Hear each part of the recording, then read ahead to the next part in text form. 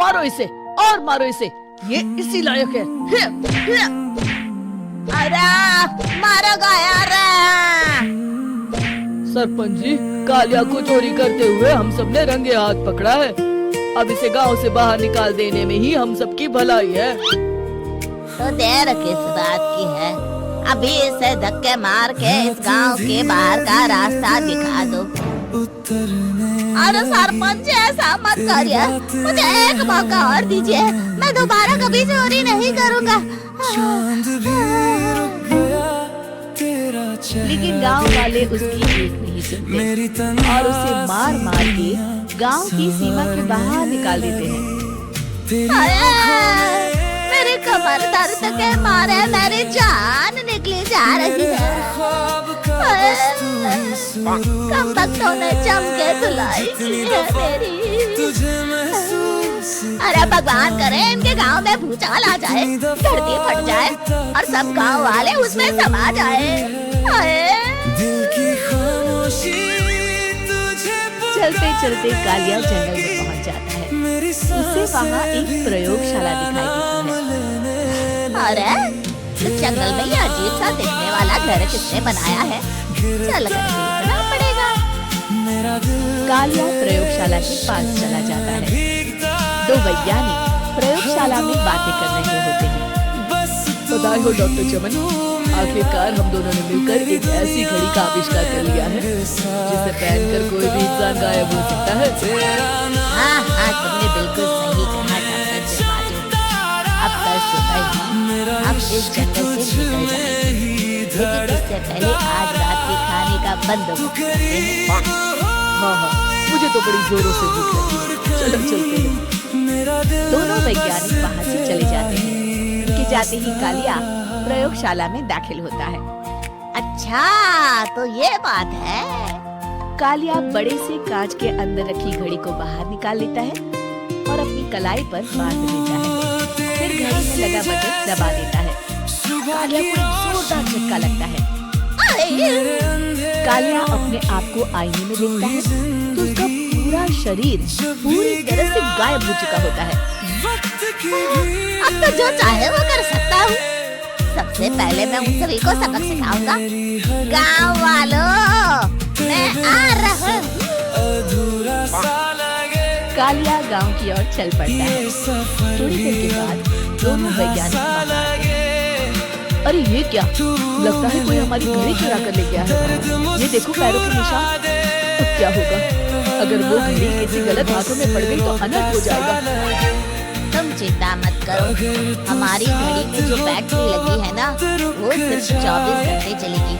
इसके बाद वो घड़ी काम करना बंद कर देगी। उधर दूसरी तरफ गांव में सरपंच अपने घर में सो रहा होता है। तभी एक हाथ से उसकी नींद खुल जाती है। अरे कौन है वहाँ?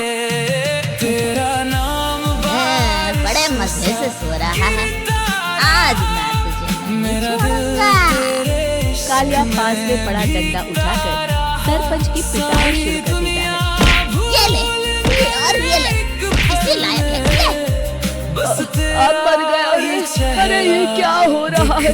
अरे कोई बचाओ मुझे, मेरे घर में भूत आ गया है। सही कहा, मैं भूत ही तो हूँ, ये ले। अरे भूत जी, मैंने आपका क्या बिगाड़ा है, मुझे छोड़ दीजिए। आपको क्या चाहिए? तेरे घर में जितना भी पैसा है ना, मुझे ला कर दे दे, तब मैं तुझे छोड़ दूंगा और यहाँ से चला जाऊंगा। सरपंच अपनी तिजोरी से पैसे निकालकर एक बड़े कपड़े में बांधकर जमीन पर रख देता है और कालिया वो सारा पैसा लेकर वहां से चला जाता है।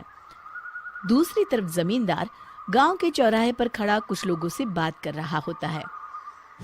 इस कमीने जमींदार ने भी मुझे बहुत पीटा था, इससे भी बदला लेना तो बनता है। हाँ? जमींदार अचानक अपने आप को चांटे मारने लगता है। अरे भाई ये क्या हो रहा है? जमींदार साहब अब ठीक तो है ना? अरे मुझे नहीं पता भाई।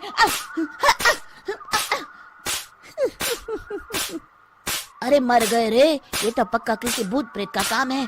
जमींदार के अंदर कोई भूत आ गया है। इससे पहले कि ये हमारे अंदर आ जाए, मनोहर भाई अपनी जान बचानी है तो भागो यहाँ से। ये क्या? अरे बाप रे बाप, मुझे तो भूतों से बड़ा डर लगता है। मैं तो चला यहाँ से। अगली सुबह इस घटना से पूरे गांव में दहशत फैल जाती है। सभी गांव वाले आपस में बात करने लगते हैं। अरे भाई, पता नहीं कहाँ से हमारे गांव में एक भूत आ गया है। उसने कल रात को सरपंच और जमींदार की खूब पिटाई की और उनके सारे पैसे भी लेकर चला गया। हाँ भाई हाँ, ये भूत तो मुझे बड़ा अजीब लगता है। मेरी समझ में नहीं आता कि भूत उन पैसों का करेगा क्या। अरे तेल में पकोड़े बना के तलेगा, बेवकूफ। इस बात की चिंता करके कहीं वो भूत हमारे घर में ना आ जाए। तुम बिल्कुल सही कह रहे हो आर्या, मैं भी इसी बात से घबरा रहा हूँ। अच्छा, अब मैं अपने घर जा रहा हूँ। तुम सब भी अपने अपने घर चले जाओ, उस भूत का कोई भरोसा नहीं है। हाँ। तीनों वहां से चले जाते हैं। दूसरी तरफ कालिया सारे पैसों को एक खंडर में छुपा देता है। इतने सारे रुपए तो मैंने अपनी पूरी जिंदगी में एक साथ कभी नहीं देखे। इस तरह कुछ दिनों में मैं अमीर बन जाऊंगा। आज मैं उस मोटे बब्बन को अपना शिकार बनाऊंगा। सुना है दहेज में बहुत सारे पैसे और गहने मिले हैं उसे। रात होते ही कालिया बब्बन के घर में घुस जाता है। हाँ, मिल गई तिजोरी। अब जल्दी से इसे खोलकर सारे पैसे निकाल लेता हूँ। अरे खुल जा, खुल जा। खुल गई। कालिया पैसे थैले में भरी रहा था कि तभी बब्बन उसके बगल में आकर खड़ा हो जाता है। क्या कर रहा है? अरे हट। अरे तेरी इतनी हिम्मत, मैं तेरे सामने खड़ा हूँ और तू फिर भी मेरी तिजोरी से पैसे चुरा रहा है। अरे मैं तो गायब हूँ, तू मुझे कैसे देख रहा है? कालिया अपनी घड़ी को देखता है। इसे क्या हो गया है? हाय, लगता है बैटरी खत्म हो गई। अच्छा, तो आज मैं तेरी बैटरी अच्छे से चार्ज कर देता हूँ। अरे भाग्यवान, जरा मेरा डंडा तो लाना। ये मोटा मुझे नहीं छोड़ेगा। अरे भागो। कालिया भागकर घर के बाहर जाता है। बाहर सभी गांव वाले हाथ में डंडा लिए खड़े होते हैं। अच्छा, तो तू वो भूत है।